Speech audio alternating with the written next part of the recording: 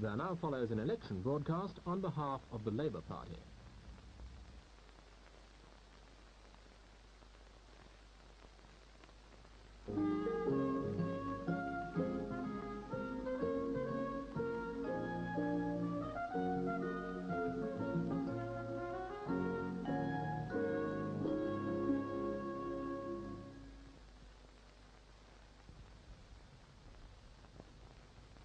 The choice we are making in this election will affect every family and every member of every family. Let's get right down to the problems that practically all of us face today. First, there's the problem of making ends meet. Our Conservative opponents have spent a great deal of money on advertising, on telling you about the prosperity they say they have given you. They haven't. You've done it, often in spite of them. And in very many cases, it's only been possible through long hours of overtime and because of wives going out to work. Of course, our standard of living is higher than it was 5 or 10 or 20 years ago. So it ought to be. That's natural. It's true of every industrial country. But it has risen a great deal less in Britain than in most others, a fact the Conservatives simply can't deny. And to be fair to them, they haven't tried to. But what does our standard of living depend on? It depends on how much is coming into the home, which is mainly a question of wages and salaries, and it depends, too, on how much goes out. The government, which now tries to take credit for your prosperity, has spent most of its time fighting to keep wages down. Remember the wage freeze, the pay pause. Remember Selwyn Lloyd telling us that we should be bankrupt if they didn't put up prescription charges for old age pensioners, and that they just couldn't afford to pay nurses a decent wage. Yet the same Chancellor could find money for the surtax payers. Remember how the teachers, the civil servants, social workers, and only a few weeks ago the postmen have had to struggle to get reasonable wages. And remember how Conservative ministers have said flatly that if anyone pressed for higher wages, the government would dry up the supply of money so that unemployment would result. And in fact, the direct result of Selwyn Lloyd's cuts was a sharp rise in unemployment, and it's taken 3 years and an election to get the unemployment figures back to where they were then. Now they're claiming the credit for the higher incomes that you have earned. But there's another side to the problem, too. It's not just a question of income. It's what a family has to spend out of their income. And the first charge on every household is the rent, or the mortgage payment for those who are buying their own house. And with that goes rates, and if you own your own house, the heavy costs of house maintenance and repairs. Higher rents have been deliberate government policy. We have the Rent Act, rising rents, swelling the incomes of property companies, and driving thousands of tenants from their homes. This is still going on, and it will get worse unless something is done. We shall repeal the Rent Act, restore security of tenure, and see that rents are fixed at a fair level. We shall help people seeking to buy a home and reduce the mortgage payments they have to make. The government, as a matter of policy, have raised interest rates, and this is why council house rents and building society mortgage repayments and rates have gone up. Then we have the problem of continually rising prices. Meat, milk, bread very soon, groceries, rising fares, children's clothes and shoes, and shoe repairs as well. These things I've just been talking about are facts within the knowledge and day-to-day experience of every one of us. Why is it, then, that after 13 years of unusually favourable world economic conditions for Britain, the Tory government have simply failed to cope with these growing problems? At any rate, the facts of the Conservative record are not in dispute. And now I'm going to ask Christopher Mayhew to illustrate, just for a minute or two, some of the things that have been happening. In the past, we've often used charts and diagrams to set out the facts of the Conservative record. We've made them very accurate, and they've never been challenged.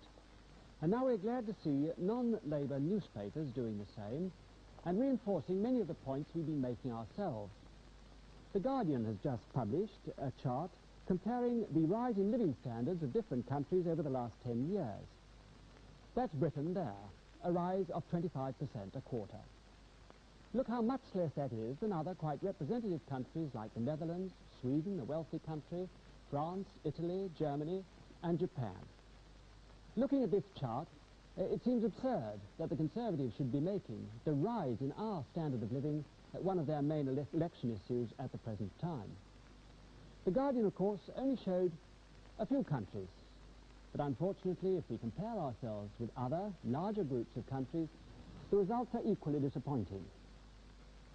You may have seen our programme last month, in which we showed that if we'd simply kept up with the rate of advance of the 14 other countries of Western Europe under Conservative rule, we would now be producing extra goods and services worth £8,000 million a year. That's the equivalent of £4.10 a week for every employed person in the country. We've costed the Conservatives' Top-Go programme, and it costs us all £4.10 a week. Now, the Guardian has also just published a chart on housing. This shows that in the United Kingdom, that's the United Kingdom there, we're now spending about 3% of our total production on housing, about the same as Japan, but much less than the United States, France, Sweden, Germany, Italy, Switzerland. If we devoted as large a proportion of our resources to housing as they have, we'd be right on top of our housing problem today. And then there's education. Well, I'd like to present you with the latest facts in the famous Hogg report. But Mr. Hogg, of course, has declined to let us see the facts in his report until after polling day. Meantime, we have to make do with other official reports. I have the Newsom report here on secondary schools. It shows about school buildings as a whole, 1/5 only are up to standard, 2/5 have some serious deficiencies, and the remaining 2/5 have many serious deficiencies. And the facts about the balance of payments. The Board of Trade is more forthcoming than the Ministry of Education. And this chart, the latest official chart of the Board of Trade, shows the gap in our trade. Those large columns show the gap between our exports and imports, the amount by which we are failing to pay our way in the world. Look how the gap grew in 1960. It was after that we had the pay pause and the unemployment. And look how it's growing again today. We are getting into debt today at a rate of between £1 and £2 million a day. And if the chart doesn't speak for itself, today's Daily Mail I have here. It says, our trading deficit is described even officially as massive and is larger than at any time since the war. Exports have been disappointing and imports too high, and so on. Now, these are just a few facts. We shall show many more in these broadcasts, just a few facts to set against the Conservatives' election propaganda. How can we get these things right? How can we get Britain ahead again? It's nice to feel when we lose some international contest that we're such sporting losers. But isn't it about time we started winning? Anyway, good luck to our team in Tokyo.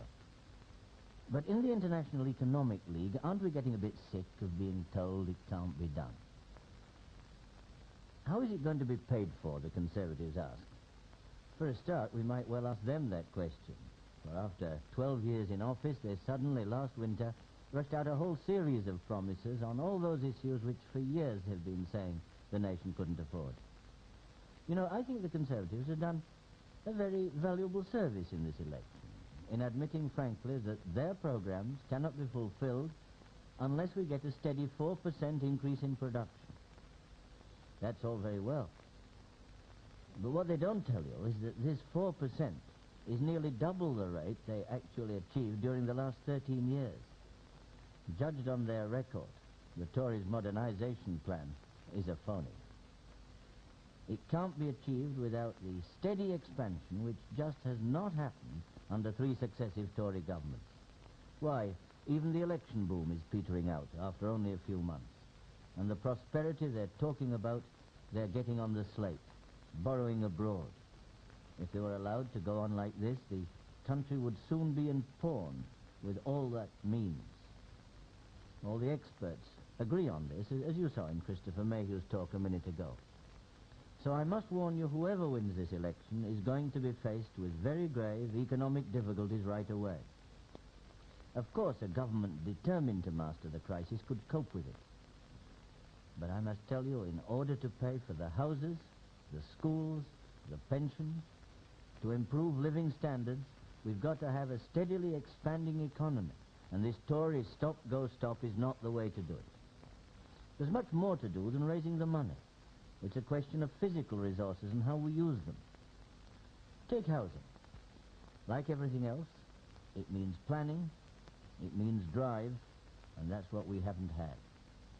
They've just blithely announced an increased housing program after 13 years, and they forgot to plan the bricks. To get rid of the slum schools without even the minimum needed for good teaching. The schools described in the report Mr. Quintin Hogg wants to keep from you till after the election. This means physical action, bulldozers to clear them away, bricks and mortar or timber and concrete and glass to build the new schools.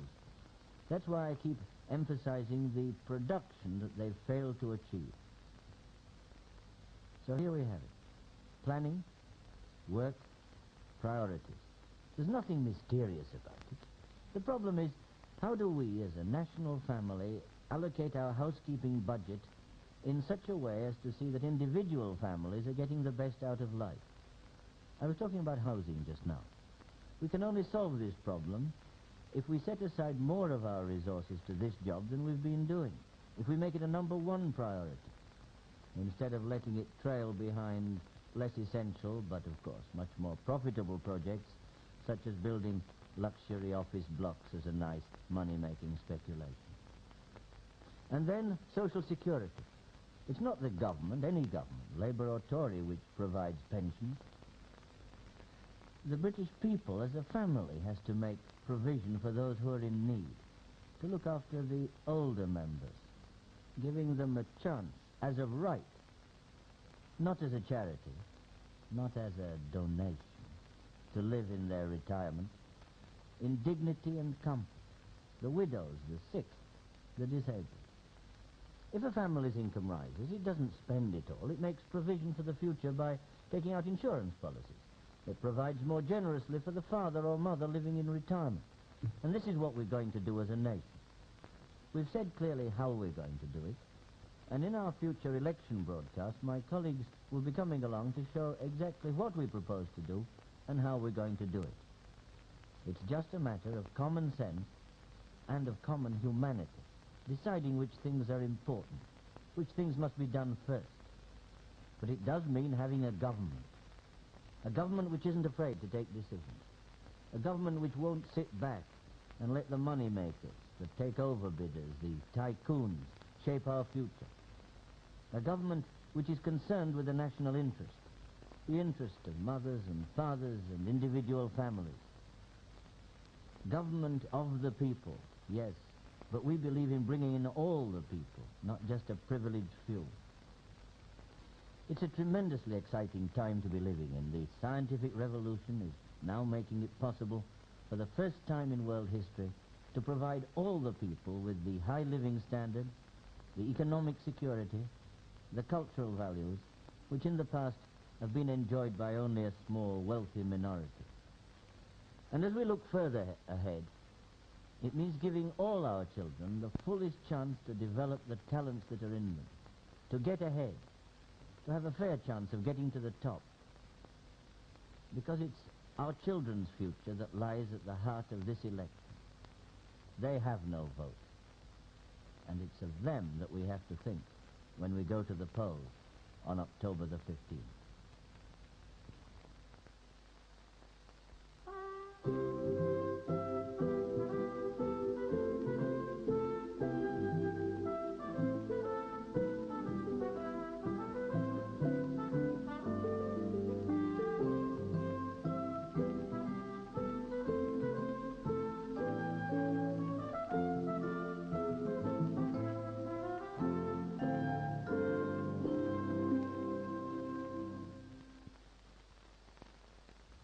That was an election broadcast on behalf of the Labour Party.